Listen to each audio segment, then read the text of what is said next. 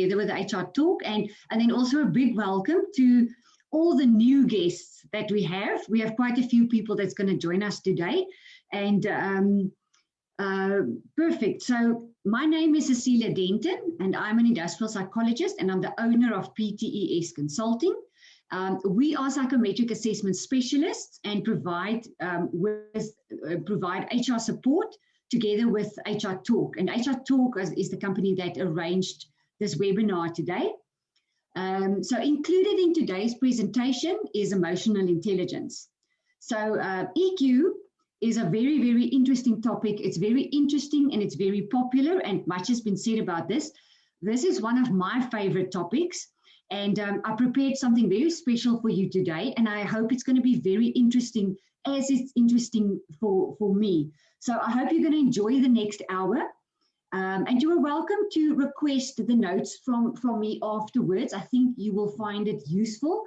Everyone will learn a little bit from today. There's going to be things that you know, and then there's going to be things that you can learn. So the interesting thing about emotional intelligence is half of us think that we are actually pretty good at it, and then when you explore emotional intelligence, you actually realize you could be good at one part and not so good at another part. So it's really important for you to know what it is. What is emotional intelligence in its totality? All right, so I'm going to start. All right, I'm going to jump in with a very good example of emotional intelligence. This is my favorite example because it's such a good example. It encompasses every single aspect of emotional intelligence. So for those of you that may know the story about Lisa Nowak, there's some of you that may know the story and some of you that may not. This is just a very, very a good topic to jump off with. Okay, so let's start with Lisa Nowak. So to become an astronaut with NASA is a grueling process. That includes rigorous and challenging selection procedures. Out of thousands of applicants, only about half a dozen of individuals is selected each decade. So in order to be able to apply, you need extensive experience and knowledge in science and engineering. Not only do you need to be physically strong, you need to be a pilot with about 1,000 hours of experience. And now I'm going to tell you the story about Lisa Nowak. So Lisa Nowak adhered to all the above criteria. So she was an astronaut. And I say she was. I'm using the past tense.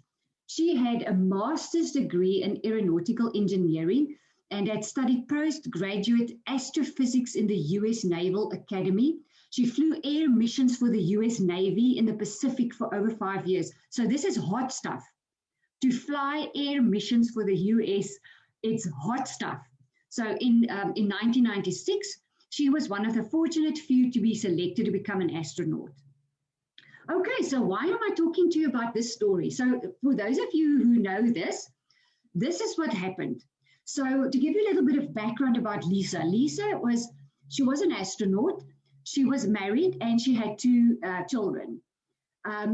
During that period of time where she was at NASA, she had an affair with another guy that was working together with her. So in 2007, this is quite a while back, she discovered that her lover, also I think he was also an astronaut, was seeing another woman.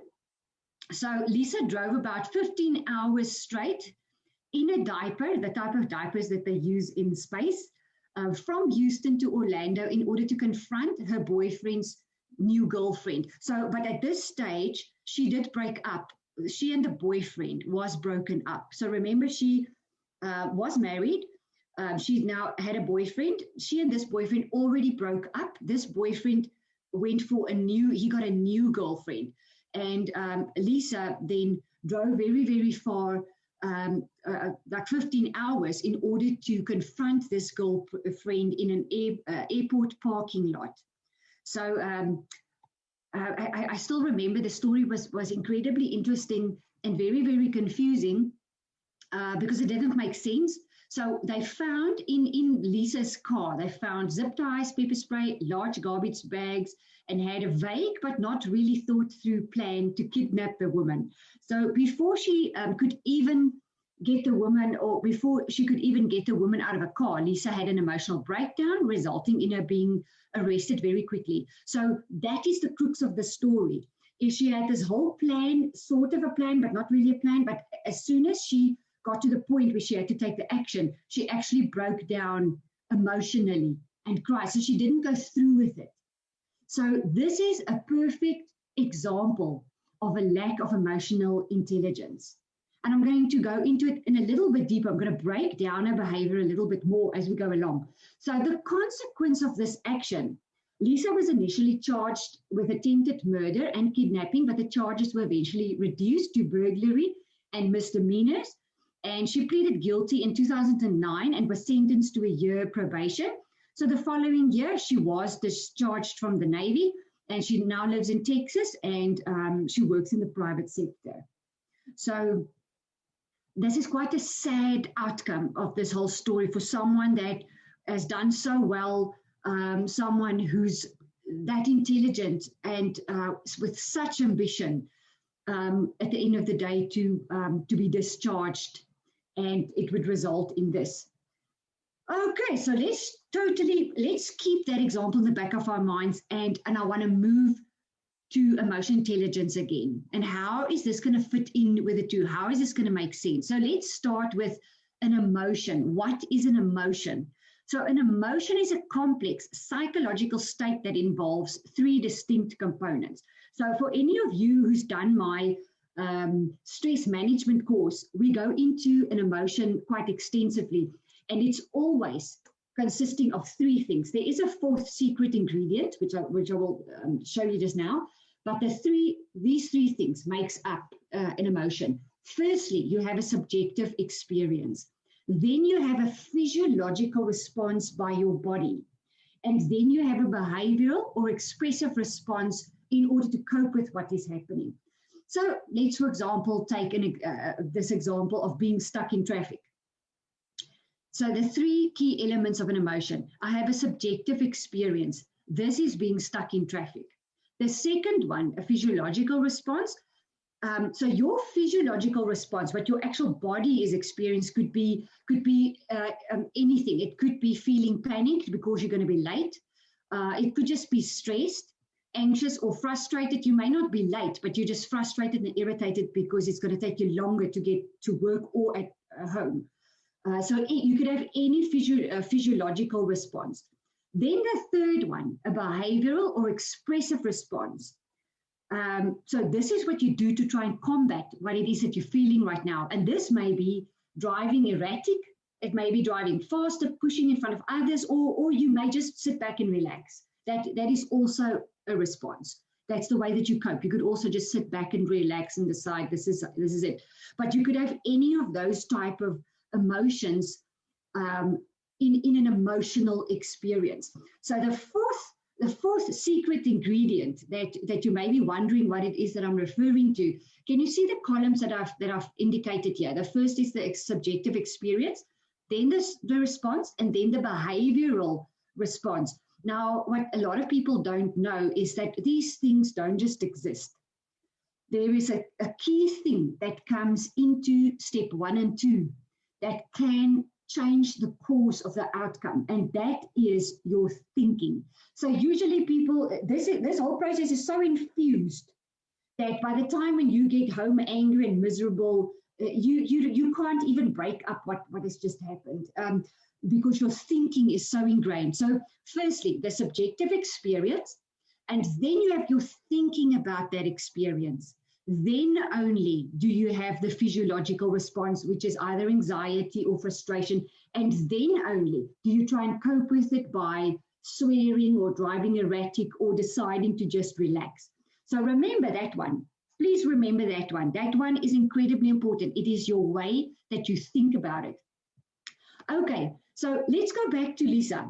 I want to give you an opportunity to think a little bit about this. So the first thing that most people will do is when they hear the story of Lisa, the first thing that they will do is the first response of most people is that they'll say she's nuts. They should obviously select people better because they didn't do a good job. There's something wrong with her. But I want you to take just a second to think about what did she go through. So firstly, EQ, emotional intelligence, is the ability to perceive, control, and evaluate an emotion. So all of us have these emotions. All of us have it. These things happen, situations happen to which we have an emotional response. So EQ is the ability to perceive, control, and evaluate an emotion. I want you to think for a second, what emotions did Lisa experience? So just think about this for a second. Once again, when it comes to emotional intelligence, I'm not telling you to condone what she's done, to console her in the sense that, shame, look at what was done to you. That, not any of that. When we evaluate emotional intelligence in this way, the only thing I'm asking of you is to try and put yourself in her shoes, not condoning what she's done, literally try to understand. So let's think about what emotions did she experience. So if you think about Lisa, this was a married woman with children. Somewhere along the line, she must have fell in love with this guy. Somewhere, because he was also an astronaut with her. They shared the same experience, career. There was a connection of some sort. She must have been in love or infatuated with this person. They did then break up. He moved on. She can't really do much because she's already married and she's got children. So think about what emotions did she experience. She could have felt extremely maybe rejected, or maybe a massive sense of loss, or maybe desperate because she wants to get that person back that she's actually feeling she can't live without him. So now imagine that's going through her head. She's getting very confused, overwhelmed. And then the second part of emotional intelligence is to express and control your emotions in a healthy way. So answer this question. Now that you've put yourself in her shoes, answer this question. Was Lisa able to constructively express and control her emotions? So I would give that a big fat no, because she couldn't express what she was feeling. From the point where I'm sitting, I'm thinking that she was so overwhelmed by emotions that I don't know if she understood them. I don't know if she knew where they came from. Maybe she hasn't experienced this before. I'm not sure. So she couldn't express. I think firstly she couldn't understand it, and then she couldn't express it properly. And lastly, to control it. Do you think that she controlled her emotions well? So if she decided to put on a diaper and drive 15 hours in a car, obviously there was no control over it. And she sat in a car for 15 hours and only had the emotional breakdown by the time she arrived there. So just imagine that period of time, what was going through her head, because the emotions didn't come out in a healthy way at that point. Then the last one is to understand, interpret, and respond to emotions of others. So this is a good question. Let's swap this whole thing around. You were now in the shoes of Lisa. Let's swap it around. Did she understand the emotions and the feelings of the other parties involved? Such a good question, because what emotional intelligence is we have a 360 degree. We have a total 360 degree. This is not just about me and my empathy or me and my ability to listen. This is the whole picture.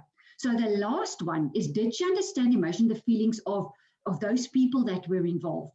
So not only her husband and her children, but did she think about this man that she was in love with that moved on? Did she think about this new person that her ex-boyfriend met?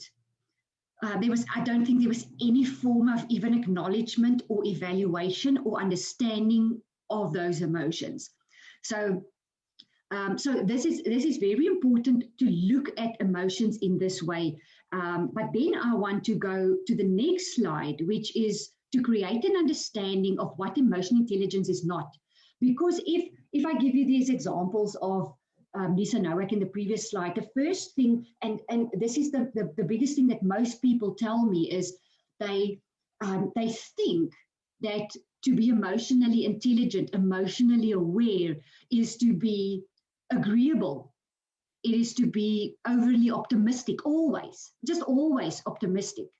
They think it is constant happiness, constant calmness, dropping your own standards, giving in to excuses, letting people get away with things, hugging and consoling. So take note of this. This is not EQ. We are not condoning anything. We are merely trying to understand. So, and I'm saying trying because you may not be able to fully understand ever. You can attempt to by trying to put yourself in someone's shoes. And once again, you're not letting people get away with things. You know, when I work in companies, the first thing people tell me is that, but I'm not the hugging and kissing type. That is such a wrong definition of EQ. That's not it at all. It is ability to recognize your emotion when you're having it, and being able to identify what just triggered it, where did it come from, what am I experiencing, then how am I expressing it, and what am I doing about it. So that doesn't make you soft, it doesn't make you weak, it doesn't make you someone who drops your standard or letting your staff get away with things. When you deal with your staff members who has not delivered something or something has happened, you can sit with that person and you can explore what is the circumstances, what is happening. That does not mean that you're condoning it. You're merely understanding it, seeing whether that person has got the resources and the help to do what it is that they need to do, and then helping them to do so. Not taking work away from them, not making it easier for them, but possibly helping them with resources or just understanding what it is that their thinking is. So I think that is the biggest issue with emotional intelligence, is what it is not. All right, so this is what emotional intelligence generally looks like. So low EQ is being argumentative, not listening, blaming others, emotional outbursts, always having to be right, oblivious to others' feelings, poor coping skills, turn conversations to themselves, and struggle with relationships. So if you actually look back at Lisa Nowak, if you look at these examples that I just gave you here, what is low EQ, she actually fits quite a bit of them. I don't know if she was argumentative or not, but she was definitely on her way to a fight when she was driving to her to this new girlfriend's place. Not listening. She probably didn't listen well or accept it well when there was a breakup with the boyfriend. Blaming others, she definitely blamed the new girlfriend. She possibly blamed the ex-boyfriend as well. Definitely massive emotional outburst, definitely massive. If you have tape and rope in your car, that is an emotional outburst of biblical proportions. Having to be right, oblivious to others' feelings. She disregarded everyone's feelings. Definitely no one's feelings were taken into account, not her current husband, her children, the ex-boyfriend, or the new girlfriend.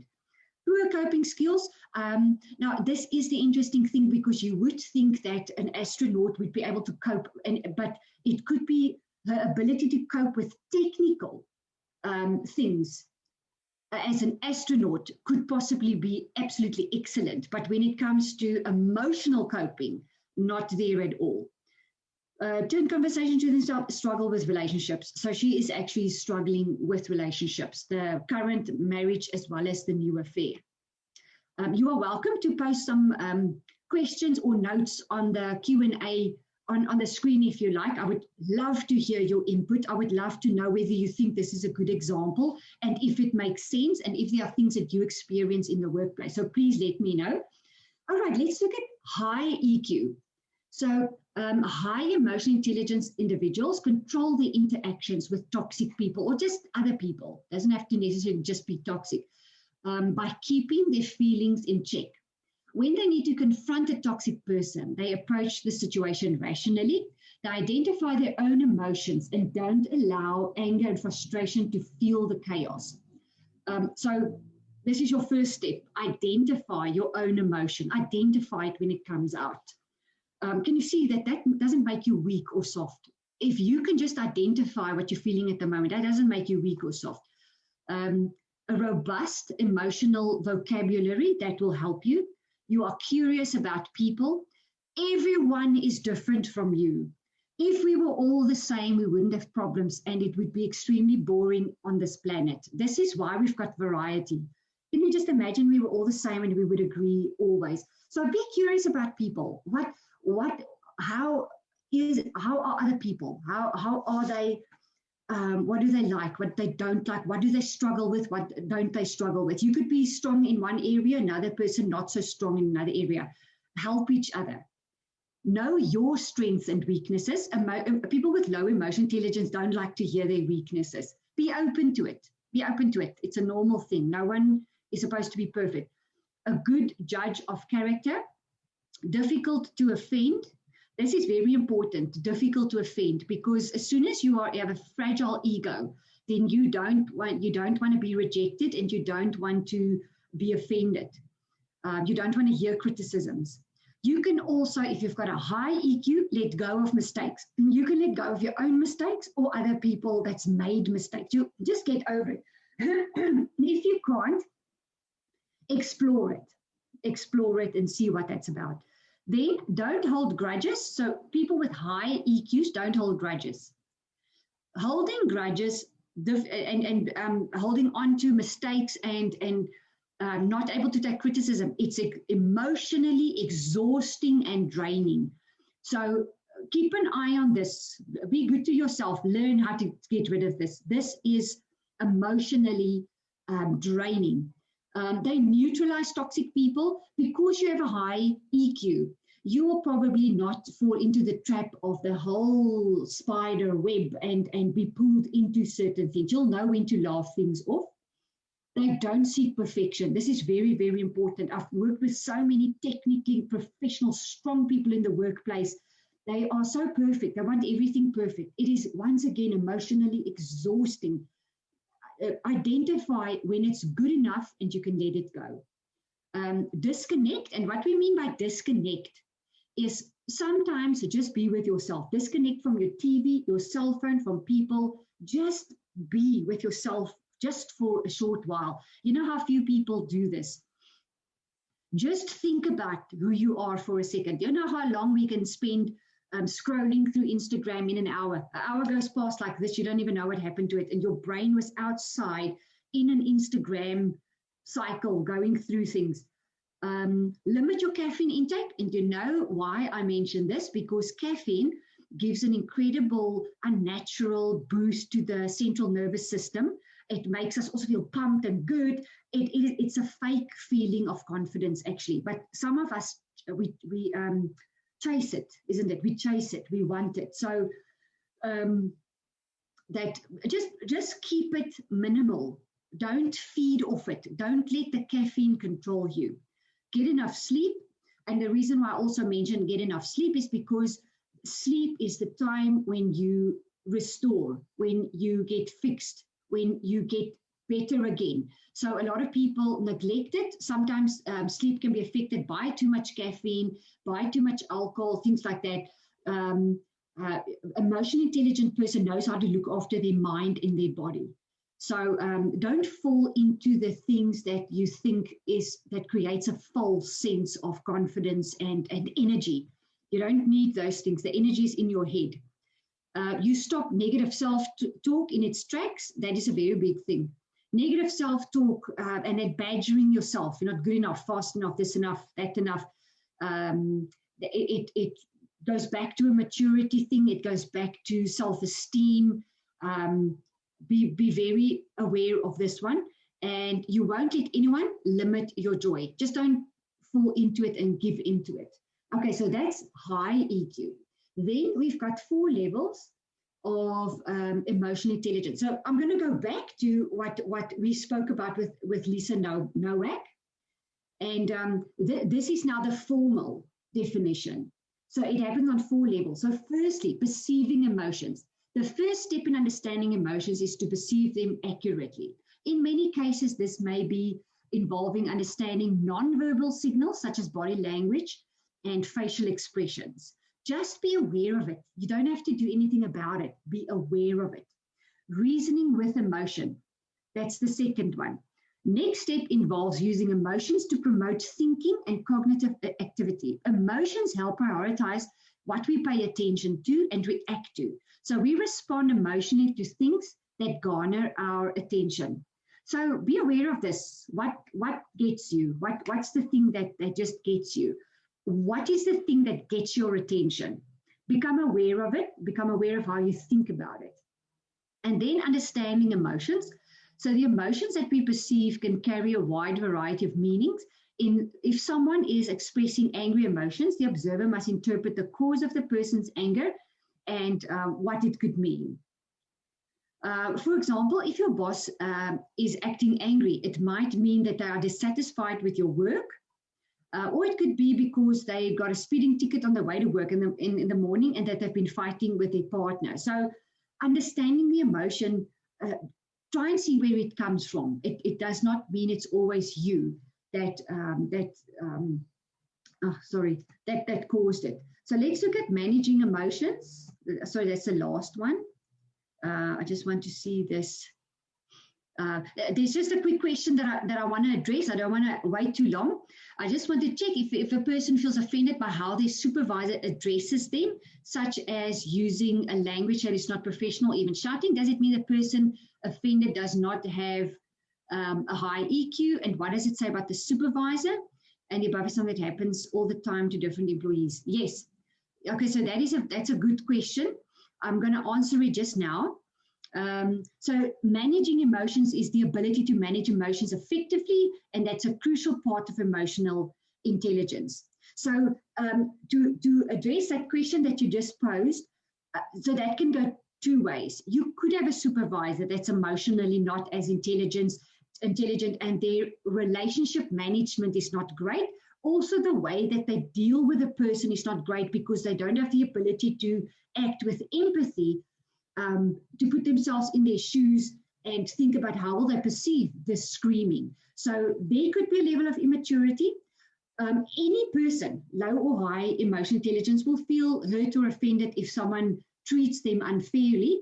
As long as you can identify, also just be aware of how you respond, but where does it come from? So, it could be on both sides, but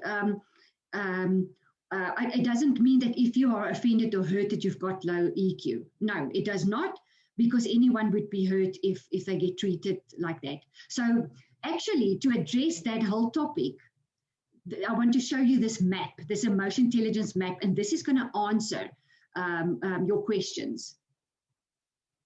Okay, so firstly, and this is a little map that you can always keep in your head, because this is a very quick, easy reference.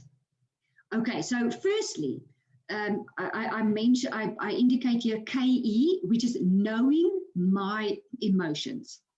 Secondly, HE, handle my emotions. And then we've got MR, which is manage relationships. And then the last one, RE, recognize others' emotions. And then in the middle here, motivate yourself. Okay, so I'm going to run through a few examples.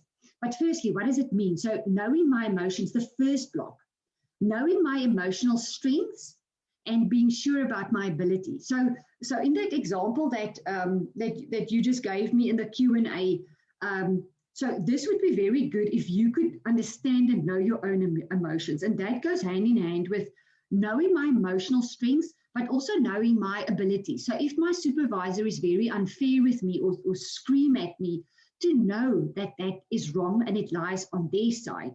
You want to know, if you look at this handling my emotions, you want to know what are your emotional triggers. You may be more sensitive to people screaming at you or at conflict than other people. But once again, like I told you, anyone that gets screamed at unreasonably, anyone, it doesn't matter who you are, you will feel hurt. So it doesn't make you as someone with a low emotional intelligence. But you want to become aware in your life, what are your emotional triggers? For example, when you drive into traffic and you're stuck in traffic, so you can get to know that this is the thing that gets you. Or anything else, maybe poor service delivery, or maybe difficult clients, or whatever, or someone that you're in a relationship with, certain things that they do. So become aware of your emotional triggers. And you don't want to necessarily do much about it. What you want to be able to do is identify your triggers, evaluate it.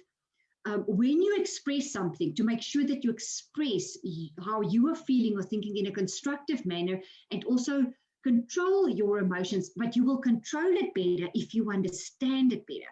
Lisa Nowak couldn't control her emotions because I think she couldn't understand what the hell was hitting her from where. It was such an overwhelming situation, and I don't think she was emotionally equipped for that. And then let's look at managed relationships. So this is where they say the screaming supervisor. This may be their weak area, is to manage relationships optimally. So read and manage social situations, interact successfully with others, and negotiate successfully with others. So, and you know what I found, always when we do assessments, when we do psychometric assessments, I will find a lot that people actually, they're not very self-aware. They don't know themselves that well, but they manage relationships exceptionally well. And it's because they've learned how to do it. They can even be better if they can grow their own emotional awareness. Okay, so manage your relationships. And then the last one, recognize others' emotions. So this is not just about you only. You want to know more about yourself, but then also look, it's like a mirror image. Look at the opposite. Look at other people's emotions. So this would be working with people from different cultures, talking to your supervisor, talking to your subordinate, getting to know new people. So I would say that a supervisor that screams and it seems like they're emotionally out of control or don't express what they're thinking or feeling in a healthy manner would fall in these two categories below here. They can't manage relationships well. They can't recognize others' emotions.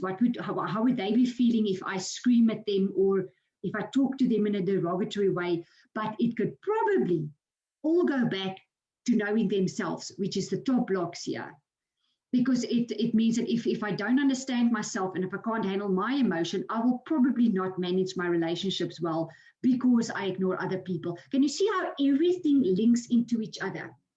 You may be very, very good with managing relationships and not so good with anything else. Or you could be excellent at handling your own emotions. I've seen that as well, where people have excellent control over themselves, but they neglect all the rest. It may not necessarily be healthy because you may be bottling up things. You may be keeping things to yourself instead of healthily expressing, I am feeling frustrated or irritated. You are allowed to say it. Can I say this today to all of you? You are allowed to say, I'm feeling sad, I'm feeling angry, I'm feeling frustrated. You are allowed to say it. That doesn't mean that you have to have a tantrum or expect a hug from someone. So everyone, can we get that part out of the way where you feel like you may have to get a hug and I don't know. You are allowed to say in a healthy, expressive manner how you're feeling. A lot of people may have to practice this. You may have to practice it because it depends a lot on your upbringing as a child. If you were brought up in a very strict upbringing where you were not really allowed to talk or say much, it's going to be difficult for you now to express because you may fear the consequence. If I say it, they're going to maybe reject me or something like that. I just want to read this other question. If someone has a perception of you and you don't think it's true, if your EQ was high, how would you handle that? Versus if it was low, how would you have reacted? So someone with a very low EQ, if say I'm a person and I know that I'm being disrespected or someone else has got a wrong perception of me and I've got a low EQ, I would have a tantrum. I could want to be malicious. I could want to show them like a child trying to show. If I have a high EQ, I would in a mature way try and build a relationship with that person, not worrying what they think about me because I cannot control it. That is in their head. It's not in yours. It doesn't belong to you. It's theirs. It's actually not your job to change it. What you can do is to be open, to be expressive, be warm and empathetic. That's it. You don't have to change someone's mind. It's not your job. You don't have to. And if you have a high EQ, you wouldn't be offended by it because you would know in your heart that one day they will also learn because they are going through their learning processes. So think about it in that way. Okay, so this is the map. I want you to remember the map. Let's go to the next slide. I'm going to give you examples. I'm going to give you an example, and then you have to tell me which of the blocks in the map will answer this question. So firstly, you have a new unfriendly co-worker. Your boss asks you to interact and train this employee, and you need to work in a one-on-one manner. Which component of the emotional intelligence map will work effectively here? Okay, so you're at your job, new person, this person is quite miserable, unfriendly. Which of these maps or blocks in the map will you use to address that situation effectively? So firstly, would it be knowing my emotions, handling my emotions, recognize others' emotions, or manage relationships? Okay, so let's look at the answer. So in this case, you have an unfriendly, miserable co-worker. What you're going to do here is you are going to manage the relationship and you're going to recognize their emotions because their miserableness may have absolutely nothing to do with you. It may have nothing to do with anyone. It could be totally to do with you, which is still not your problem. But you want to manage this relationship. You want to be empathetic. You want to do what it is that you can do. The rest is also up to that person. All right, let me just look at another question. Okay. There's a question, but I don't know what that means. You must please flesh that out for me. Okay, all right, another question. Please look at this. An example in the workplace, a safety inspector is visiting your office next week. You are under pressure and you need to pass this inspection. You are getting upset by small things and snapping at employees. Which component of emotional intelligence can work effectively here? Okay, so can you see you're getting quite stressed? You're snapping at employees. Which of these blocks, an increased awareness, will help you here? Right, let's look at the question, at the answer. So the answer here would be knowing your own emotions and handling your own emotions. So become aware of what is it that's causing that discomfort within you, because the way that you're trying to cope is to snap at other people or feeling frustrated or irritated, but it's actually that stress and pressure that's building up. So you could be snapping at someone else and it's got absolutely nothing to do with them. It is, but you can help yourself by becoming aware of your own emotions and then handling those emotions. Okay, let's look at another example. Let's look at another example here. Okay, all right, Karen is a hard worker and very good at her job. The boss wants to promote her to supervisor, but she is not sure whether she's ready for the responsibility. Okay, so which one of these puzzle pieces can help her? So Karen is a hard worker. She's very good at her job.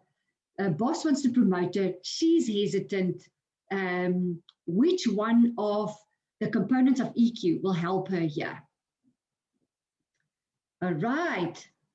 So the most important one here would be knowing my own emotions and being sure of my abilities. So when people question themselves, it is possibly because they are uncertain about their own abilities. That's why you are you're doubting. You don't know. That is knowing your own emotions. All right. Another question. Michael reorganized his workstation to make it more efficient.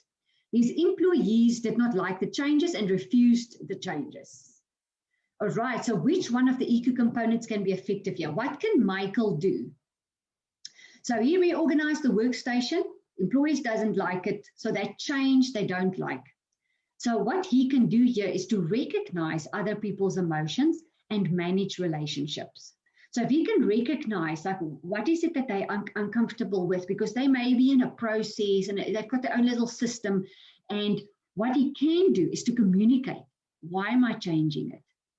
Because if he's changing it just to make it look prettier or whatever, communicate your reason. Why is it more effective? Why did you do that? You are more than welcome to do that. Okay, I think this is the last example. So one of Katie's employees has been late 3 times this week, and she has to give him a warning. She's nervous to talk to him and afraid of what he will think of her. Okay, so which one of the EQ components can be effective here? So one of Katie's employees has been late 3 times. She has to give him a warning. She's nervous to talk to him. Which one of the emotional components will help her here? Okay, so here we will look at handling my emotions, knowing my triggers. What is it? What is my soft spot? What is my area that is vulnerable? So knowing my triggers, handling my own emotions, and then managing relationships. All right. Okay, how can we get better at this? So I'm going to give you a few things that you can immediately do. So firstly, you want to practice self-awareness. Like most things, like with most things emotional, you can't get better at them until you know what they are. When you lack self-awareness, trying to manage your emotions is like sitting in a tiny boat with a sail on top of the sea of your own emotions, completely within the whim of currents and whatever is happening at the moment. So most of us live like that. We're sitting in a little boat, emotions are all around us, it's stormy seas or whatever, and we sit here and we're not even identifying what's going on. So self-awareness. You have no idea where you're going or how to get there, and all you can do is scream and yell for help. So self-awareness involves understanding yourself and your behavior on 3 levels. What are you doing? How do you feel about it? And the hardest part is figuring out what you don't know about yourself. There's a lot you don't know about yourself. If you think that you know yourself and that you're great, whatever, I'm telling you today, there's a hell of a lot that you don't know about yourself. So firstly, what are we doing? How do we feel about it? And what do we not know about ourselves? So practice self-awareness. So the first thing that I want to look at is knowing what you're doing. You would think that this would be pretty simple and straightforward, but in the time that we're living in right now, we are on autopilot. We check our emails, Instagram, YouTube, Facebook. How many hours go past without you even knowing that it went past? You know it and I know it. Try to disconnect and just be with yourself also for an hour, maybe a day. Removing distractions from your life and engaging with the world around you is a nice step of self-awareness. Finding spaces of silence, solitude, while potentially scary, are necessary for our mental health. Other forms of distraction, here we look at TV, drugs, alcohol, video games, cross-stitching, arguing with people on the internet. Schedule a time in your day to get away from it. Do your morning commute with no music, or drive in your car with no radio on. Try and be with yourself for a second. You'll see it's actually quite difficult in the evening to be in your house and just relaxing with yourself with a glass of wine without the TV on or even a book to read. It's quite difficult. You must try it, actually test it. And then we use these distractions to avoid a lot of uncomfortable emotions. So removing distractions and focusing on how we feel can reveal some emotions sometimes. This is why we actually do it. That's why we're constantly busy doing something. Let me just see if there's another question. Okay, not yet, no. Okay, practice self-awareness. Know what you're feeling. So at first, once you pay attention to how you feel, you may freak out. You might come to realize that you're often actually pretty sad, or that you're kind of an angry person to a lot of people in your life. You might realize that there's a lot of anxiety going on, and that the whole phone addiction thing is really just a way to constantly numb and distract yourself from that anxiety. It's important at this point not to judge the emotions that arise. You'll be tempted to say something like, anxiety, what's wrong with me, but to make things worse. But that just makes things worse. So whatever emotion is there has a good reason to be there. So even if you don't remember what that reason is, so don't be too hard on yourself. Okay, so knowing, sorry, let's go to the next slide. Know your own emotional stuff. So once you see all the icky, uncomfortable stuff you're feeling, you'll begin to get a sense of where your own little crazy resides. For example, you may not like being interrupted while you're talking. You may be rude back to people. So if you may become aware of the fact that you don't like traffic. This is what happens to you when you go into traffic. Just become aware of it. Now, just being self-aware is not sufficient in or of itself. One must be able to manage the emotion too. You can manage it better. You can manage traffic better if you can just understand what goes through your head when that happens. Remember, when traffic happens, it happens. That is how it is. You cannot change it. So if you want to argue to yourself, but I don't want traffic, that is arguing like a child. Traffic is just what it is. You have to accept it, and it will also pass. So some things will stay and some things will pass. Okay, so channel your emotions well. People who believe that emotions are the be-all, end-all of life seek to control their emotions. You can't, you can only react to them. Don't try and get control over this. Emotions are merely the signal that tells us to pay attention to something. So that's very powerful. An emotion tells us to pay attention to something. We can then decide whether or not that something is important and choose the best course of action in addressing it. So there's no such thing as a good or a bad emotion. There are only a good or bad reaction to emotion, but emotion is an emotion. Accept it, encourage it, embrace it. It's the way that you react to it that's the problem. That can be the problem. For example, anger can be a destructive emotion if you misdirect it and hurt others or yourself in the process, but it can be a good emotion if you correct injustices and or protect yourself and others. Joy can be a wonderful emotion when shared with people you love, when something good happens, but it can be a horrifying emotion if it's derived from hurting others. So can you see that the difference? That's why I'm saying emotional intelligence, it's not just optimism or happiness or whatever. It is everything. It's a 360 view. Such is the act of managing your emotions, recognizing what you're feeling, deciding whether or not it's appropriate emotion for the situation and act accordingly. Very important. If you drive into traffic and you have an absolute meltdown because I don't want this, or I don't want to be late. So recognize what you're feeling, decide whether that tantrum that you're having is an appropriate emotion to the situation or not. Having an incredible emotional reaction to like a car accident, that's appropriate, not stuck in traffic. So please put it into balance because it's your own stress levels that you're affecting.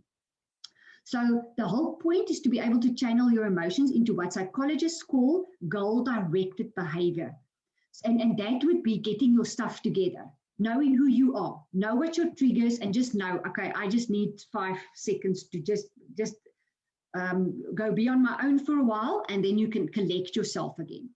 So recognize emotions in others will lead to healthier relationships. So everything we've covered so far deals with handling and directing emotions within ourselves, but the whole point of developing emotional intelligence should ultimately be foster healthier relationships in your life. And healthier relationships, whether it's romantic, familial, friendship, or whatever, begin with recognition and respect of one another's emotional needs. One another. Remember the mirror. You do this by connecting and empathizing with others, both listening to others and sharing yourself honestly with others. That is through vulnerability. And we love to hide the vulnerability. For some reason, we think that we're tougher or better if we don't show vulnerability. So to empathize with someone doesn't necessarily mean to completely understand them, but rather to accept them as they are. So remember I told you earlier, don't try and understand. We can try and understand Lisa Nowak. It's going to be very, very difficult to do so. So to actually say that we know what she was going through is very, very difficult. Not saying that we support or don't support her. We don't know because we don't actually know exactly what it is that she was feeling, but we can accept that's just what happened. That's just the way that person is, even if you don't understand them. You learn to value their existence and treat them as your own end rather than a means for something else. You acknowledge their pain as your pain, as a collective pain. So relationships are where emotional rubber hits the proverbial pavement. So they get us out of our heads into the world around us. They make us realize that we're part of something much larger. Okay, let's just quickly look at values. So if you look at Lisa Nowak, in all her brilliance and expertise, she couldn't handle her own emotions and valued the wrong things. So this is where values gets ingrained. So therefore, she let her emotions drive her off the proverbial cliff, going from outer space to literally incarcerated space. So ultimately, we're always choosing what we value, whether we know it or not. And our emotions will carry out those values through motivating our behavior in some way. So in order to live the life you truly want to live, you have to first be clear about what you truly value, because that's where your emotional energy will be directed. So, and knowing what you truly value, not just what you say you value, is probably the most intelligent skill you can develop. Okay, I want to do a quick test. Okay, there's still 10 minutes left. So please do this test with me. This is an actual test, but I've removed the questions and whatever. But I want you to score yourself. Low EQ, medium, or high. So just roughly in your head, because there may be things here that you're going to be good at, medium, or very bad at. So sort of in your head, place yourself. So the first thing is about emotional intelligence. Are you self-aware? So these are the things that you need to be self-aware. So can you recognize your emotions as you experience them? Do you know your strengths and weaknesses? Do you ask people for feedback on what I do well and how I can improve? Okay, so do you recognize your emotions as you experience them? This is very important. You need to think about this for very long. Knowing your strengths and weaknesses, yes. And do I ask, are you comfortable asking people for feedback on what you do? Okay, so this book by Goleman, it was one of the first books that was released in 1995 about emotional intelligence, so written by Goleman, and he explained that people with high self-awareness are aware of their moods as they are having them. So as they can literally feel, okay, I'm getting a little pissed off now, so I'm getting irritated or frustrated now or whatever. They're aware as it happens. And if you're not aware, you can become aware. To increase your self-awareness, learn about mindfulness. This involves focusing on the present moments, including how you're feeling. Keep a journal and write about how you're feeling.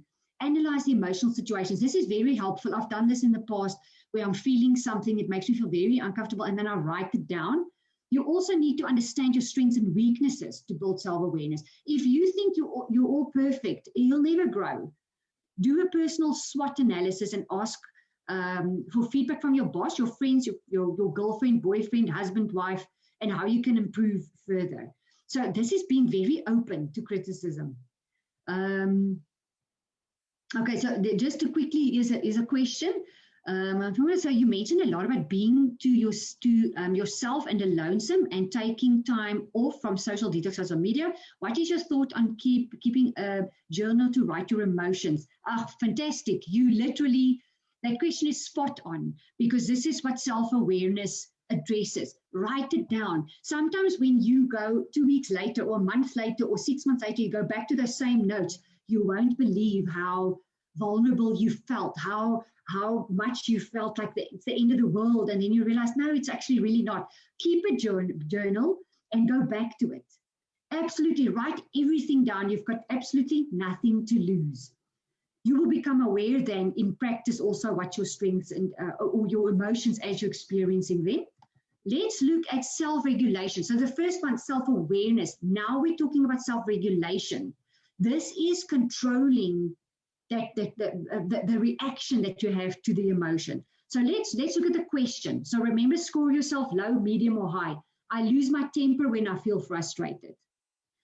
Maybe you say, sometimes I do, not all the time, whatever, but I lose my temper when I feel frustrated. I know how to calm myself down when I feel anxious or upset. A lot of people know that they're upset. They just don't want to step back and relax and just, I've done that quite a lot. I would then just keep pushing myself through. Don't know for which reason, but today, where I'm the age that I'm now, I step back and I gather myself first before continuing. And then I find it difficult to move on when I feel frustrated or unhappy. So these are very, very, very good questions. So self-regulation is about staying in control. Develop your skills in this area. Learn how to manage your emotions effectively. If you often get angry, note what triggers the feeling. It could be various things, but there could be a pattern of certain things that always does it most of the time. And think about why this happens. So use techniques such as deep breathing to calm yourself down. Give yourself time to pause before you respond to emails or requests. So don't say something that you'll regret. So, when you get that email, don't just respond. Read the email, read it thoroughly, step back, and then answer. I have often read emails wrongly because I'm expecting something different, and then I answer, and then it's way too aggressive. The person didn't even mean that, or even if they did mean it, you want to respond in a calm way, emotionally intelligent way. So all you need to do most of the time, step back, be an observer and look in at yourself. Step back. That's the best thing you can do. Stop and step back. All right. Accountability is another important element for self-regulation. Take responsibility for your actions and behavior. All right. And this is very, very important. So, okay, motivation, self-regulation. Now you've got motivation. I find it hard to focus on something over the long term. I feel that I don't enjoy my work. I set long-term goals and I review my progress regularly. So self-motivation is strongly affected by our emotions. When you're distracted by emotions, you may find it hard to see tasks through. Boost your motivation levels by developing self-discipline and by looking for and celebrating small wins. We never celebrate small wins, but we're very quick to criticize, aren't we? We are our best critiques, whatever is that the right word. I love that it's an old Facebook, YouTube clip where it's a colonel in the army and the navy somewhere in America, and he says, you'll recognize this if you've seen it before. He says, you start your day off by making your bed. I don't know how many of you have seen it. I so agree with it. I want you to, in the morning, you get up and that's your first task. You do it well because it's your space, it's your bed, it's the place where you spend a lot of time. Start with that self-discipline in the day. Also set yourself longer term goals. When you decide what you want to achieve, you'll focus on what really matters to you. This can be highly motivating, especially when connecting personal goals with career related ones. Okay, so that is motivation. Let's look at empathy. Okay, so score yourself on this empathy scale. People have told me that I'm a good listener. I find it difficult to read other people's emotions. I use active listening skills when people speak to me. So be very open and honest with yourself here, because we all think that we're good listeners, but we're not always really so great. So firstly, let's start off with that. You're not as good as you think you are. Let me give you my professional opinion today. So score yourself on this. This is the ability to recognize other people's emotions and understand their perspectives. To develop empathy, simply start talking about other people's viewpoints. Imagine how they may be feeling. Use active listening skills. All right. I'm so sorry. It looks like it's 1 minute to 10. So I'm going to run quickly through the last one. This is our social skills. So score yourself on the social skills scale as well. I enjoy organizing groups. I avoid conflict or negotiations. I struggle to build rapport with people. So I found point number 2 quite interesting.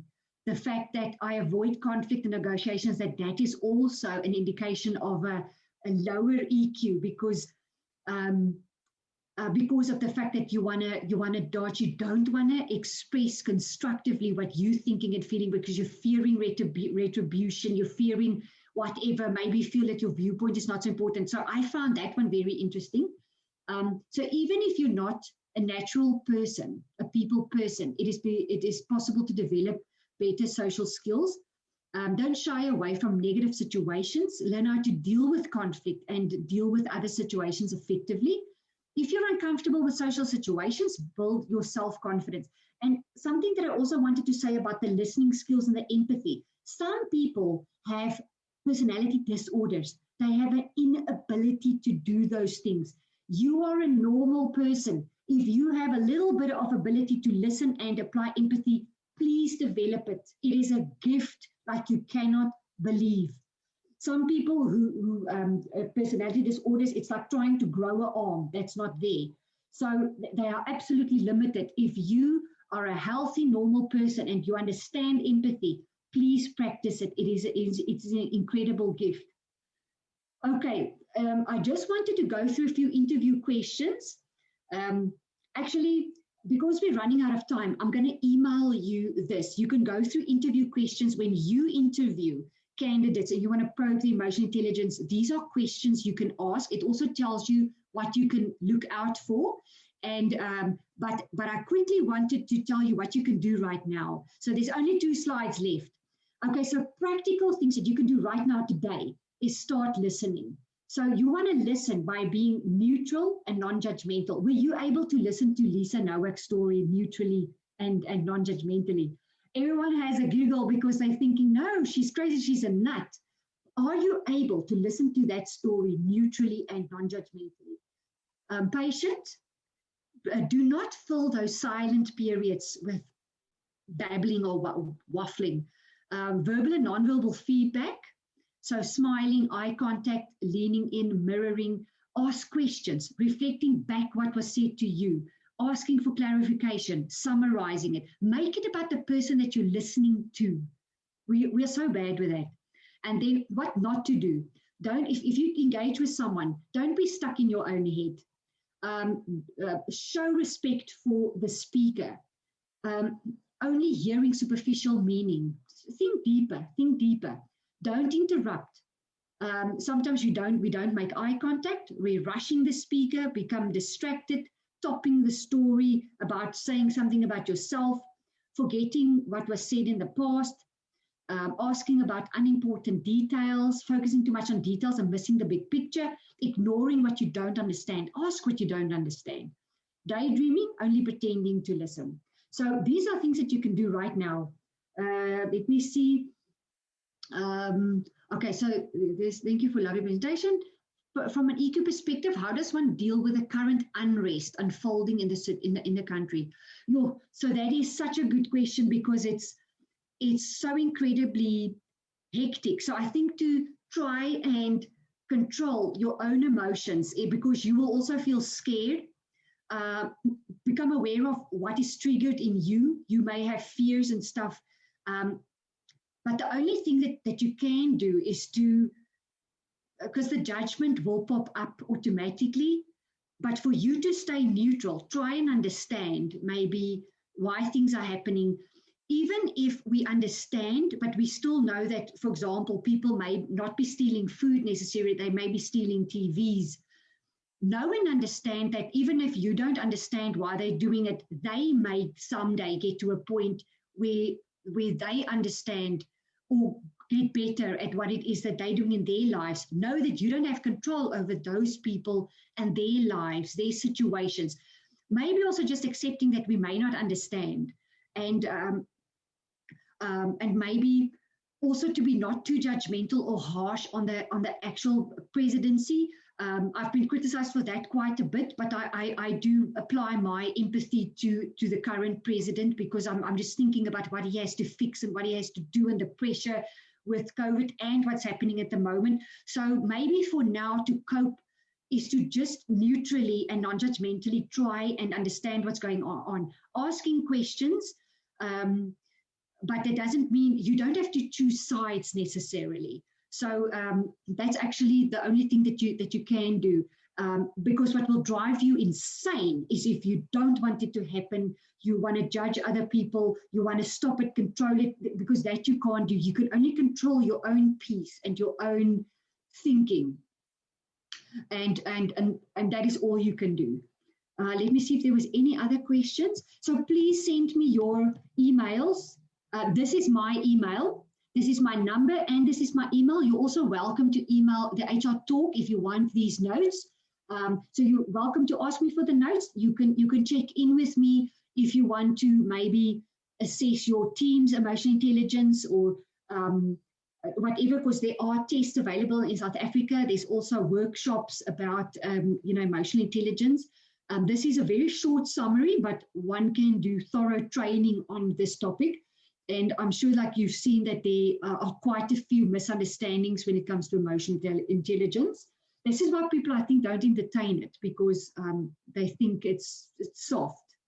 You're not soft. You're only understanding. You're only trying to understand. And remember, emotional intelligence also goes hand in hand with your stress management, your worrying, your anxiety. So keep control over your worry and anxiety. Exercise, meditate, breathe.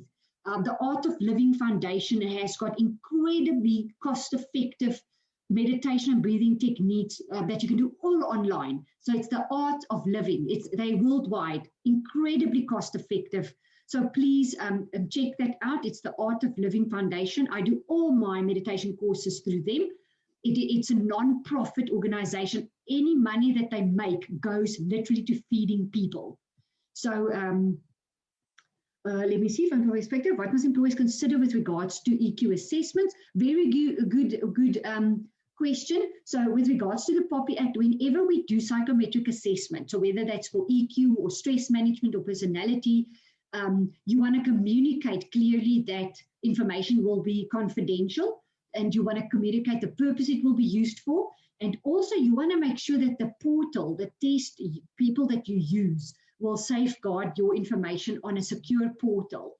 So, and then communicating to your people when they, whenever they participate, that they will be protected, and the purpose will, for example, be personal development or something like that.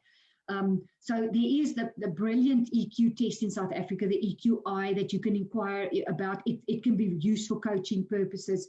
So please let me know if there's any one of you who wants us to flesh this out into more detail in training sessions in your company. I think it will just be incredibly valuable for you. But please email me, info@ptesconsulting.co.za, or even just Celia at PTES Consulting. Okay, good. So if there's no other questions, thank you so much for joining. We had such a big group of people, and I really loved it. Let me just see if there's another question. Okay, no, that's all the questions there is for now. So be calm, stay safe, stay warm, and just become aware of yourself and other people. Just become aware of yourself and other people's emotions. So I'm going to leave my email there online for another minute. I'm sorry that we ran over time, but we can talk about this topic and forever. Okay, so if no one has any other questions, there is another question. Just let me see. Okay, thank you. So please keep an eye out for future webinars. We're going to have stress management again, and as well as body language, how to do body language in interviews. So please keep an eye out for our invitation. Okay, fantastic. And I'm going to see all of you soon. I'm going to log off now. Thank you so much, everyone. Bye-bye.